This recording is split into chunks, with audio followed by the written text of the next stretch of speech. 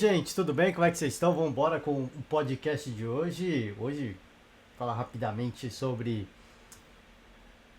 o início das Paralimpíadas. Teremos a cerimônia de abertura. Será. Passará. As delegações passarão ali por uma famosíssima avenida de Paris. Diferente da abertura das Olimpíadas que foi no Rio Sena. Essa das Paralimpíadas também fora do estádio, mas pelas ruas, pelas ruas de Paris, ansioso, confesso a vocês, sempre disse aqui, vamos acompanhar, eu gosto muito, é um espetáculo, é o show do esporte, então vamos deixar um destaque, a gente vai seguir fazendo a nossa cobertura, né, das Paralimpíadas. Vamos falar também, passar por algumas notícias esportivas, a gente finaliza falando de Paralimpíadas. Uma notícia que pegou a gente essa manhã, a morte do Esquerdo, jogador do Nacional do Uruguai. A gente não chegou a comentar, mas a partida válida pela Libertadores entre o Nacional e o São Paulo, que aconteceu no Morumbis, o Esquerdo passou mal, caiu em campo. Foi uma cena que sempre chama atenção, ela é sempre muito forte. Quando acontece esse tipo de coisa, eu me lembro do Eriksen na Copa do Mundo. É que o Esquerdo ele foi caindo devagar, né? Ele perdeu o equilíbrio, ele deitou no chão. O Eriksen simplesmente caiu de face no gramado, né? Foi uma cena muito forte. Essa do Esquerdo também muito forte, mas aí ele já você fica com aquela sensação de que vai ficar tudo bem. Você fica com aquela sensação de que vai ficar porque o atleta vai caindo aos poucos, ele ainda deitado no gramado, ainda mexendo as pernas, demonstrando muito incômodo. A ambulância entra em altíssima velocidade, deixa o estádio, fica um momento de comoção. Dá para dizer que isso tem afetado sim, a equipe do Nacional naquela altura do jogo. E partida que o São Paulo saiu vencedor, não vou dizer que isso condicionou o jogo, mas é o tipo de coisa que atrapalha, né? Sempre, sempre atrapalha um pouco a equipe que passa por isso, porque tem um baque, né? Você sente um baque, você fica preocupado com o seu companheiro, o que aconteceu, né? Não que os jogadores do São Paulo não tenham ficado preocupados, aliás, ficaram muito abalados alguns jogadores, né? Depois, sabendo da internação, sabendo da condição é, é, da condição do atleta, do estado de saúde do atleta, que foi se deteriorando com o passar do tempo, até que hoje foi confirmada a morte do jogador, que ele estava internado no Albert Einstein, no hospital Albert Einstein, né? Não respondeu ao tratamento, então você vê, ele estava num dos hospitais referências, não só, acho que não só do Brasil, mas da América do Sul, né?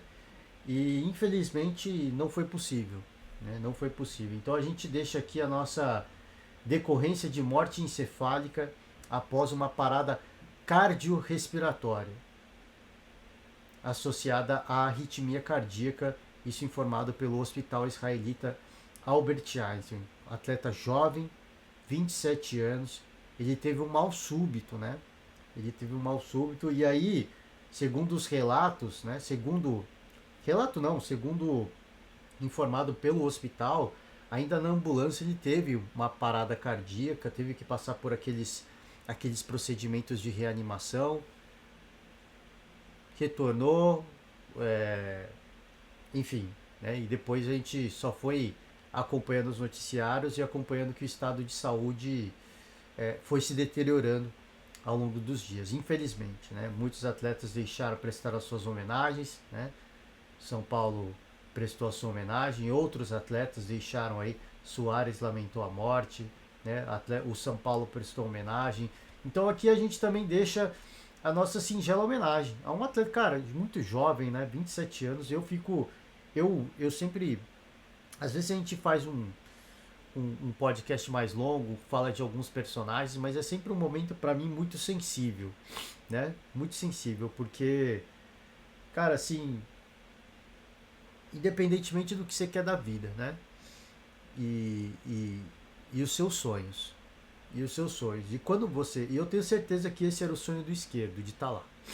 Então eu fico muito sentido porque, cara, você não foi por culpa do futebol, mas assim, você se despede deste plano fazendo aquilo que era teu sonho, aquilo que você mais amava. Então, cara, fica aqui as nossas homenagens, tá? Meus sentimentos à família, aos amigos, porque é um momento difícil, é delicado e eu imagino o quanto que esse atleta deva ter lutado, né, na sua infância, adolescência, para estar onde estava, né? Num jogo no Nacional do Uruguai, uma das camisas mais tradicionais do futebol sul-americano, não estou nem falando do Uruguai, sul-americano, e jogando uma Libertadores, cara, num antológico estádio que é o estádio do Morumbis. Então, cara, assim, um grande palco, eu acho que assim, deve. Cara, assim, todo jogador da América do Sul, cara, qual que é o meu sonho? Jogar uma Libertadores num grande palco. E foi. E assim foi feito, assim, o que eu fico é que, cara, ele se foi feliz. Ele foi fazendo o que ele gostava, mas eu fico sensibilizado porque, cara, talvez era o início, né? Assim, 27 anos, cara.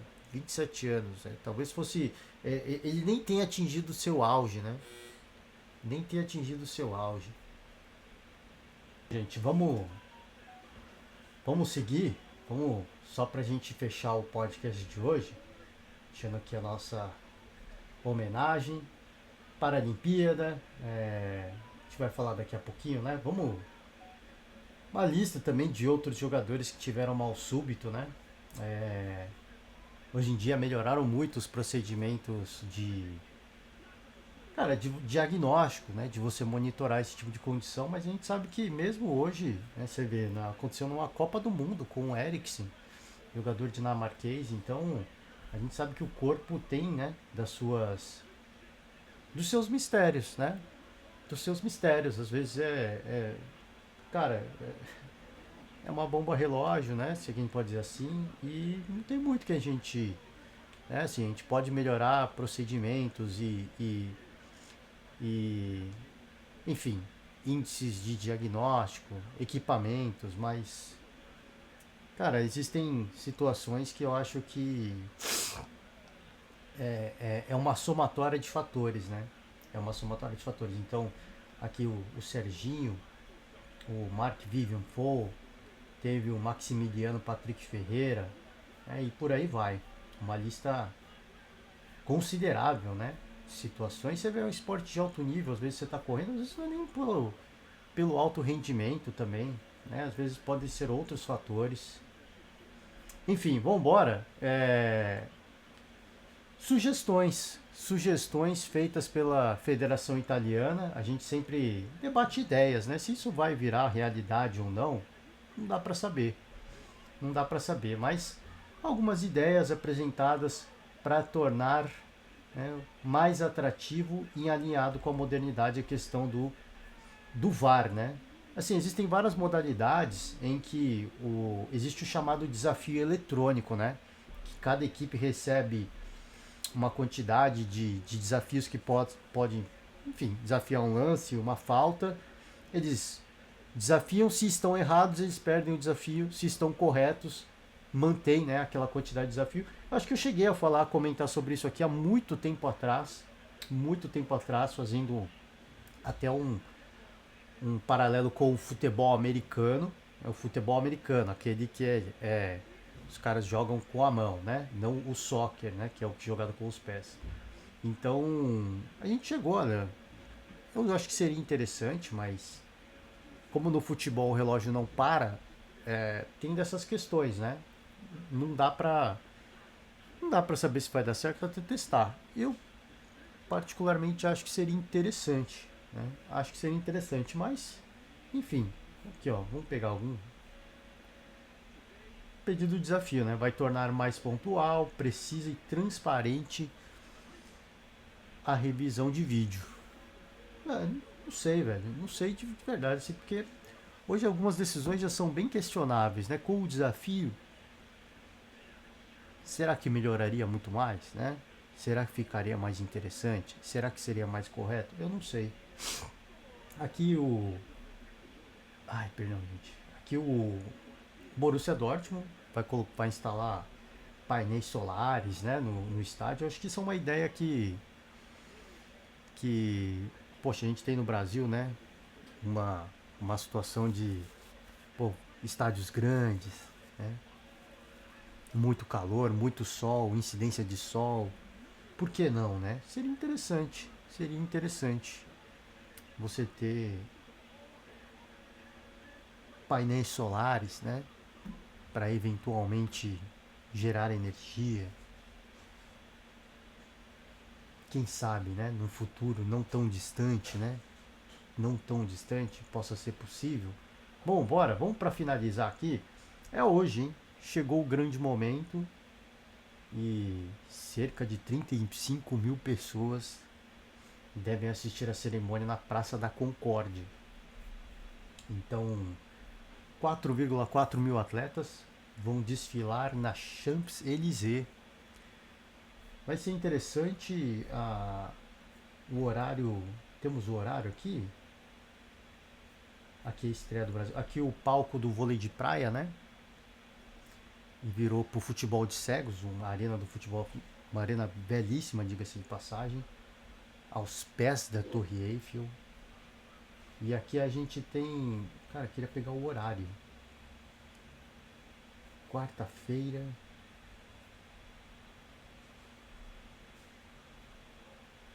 Pô, vai ter o horário aqui? Não vai... Bom, não vamos, não tô com o horário aqui.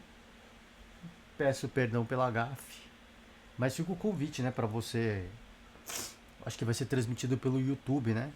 Rolou uma parceria aí entre YouTube e o Comitê Olímpico para a transmissão das Paralimpíadas, se eu não estou enganado. Então, se antes a gente assistia na Casa TV pelo YouTube, agora a gente vai poder assistir pelo canal Olímpico, se eu não estou enganado.